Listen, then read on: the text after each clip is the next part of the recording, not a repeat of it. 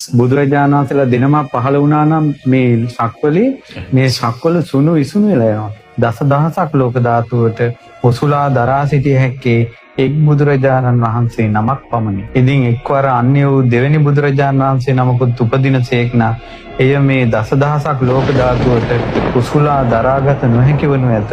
සැලී යනු ඇත, කම්පා වනු ඇත, යටට නැමෙනු ඇත, උඩට නැගෙනු ඇත, විසිරෙනු ඇත, නැසෙනු ඇත, වෙනසෙනු ඇත, යහපත් අයුරින් පවත්වාගත නොහැකි වනු ඇත. හේතුව එක බුදුරජාණන් වහන්සේ නමකගේ සිරිපා විතරයි මේ සක්වලට දරන්න පුළුවන්. බුදුවරු දෙනමක් නම් මේ පොළොවට දරා ගන්න බැහැ. ඒ වගේ තමයි කියනවා ලෝකෙට එකම එක බුදු කෙනයි කියනවා දසදහසක් ලෝක ධාතු වලට පහළ වෙන්නේ.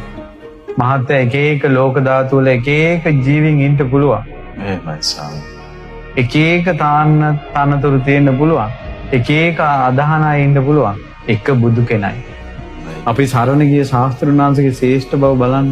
අපිට ඇත්තටම අපිට ඉන්නේ එක බුදුරජාණන් වහන්සේ නමයි. අපි සාරිපුත්ත මහ රහතන් වහන්සේගේ ගුණ කියනවා, මුගලන් මහ රහතන් වහන්සේගේ ගුණ කියනවා, මහා කස්සප මහ රහතන් වහන්සේගේ ගුණ කියනවා, අඟුලිමාල මහ රහතන් වහන්සේගේ ගුණ කියනවා, ආනන්දයන් වහන්සේගේ ගුණ කියනවා.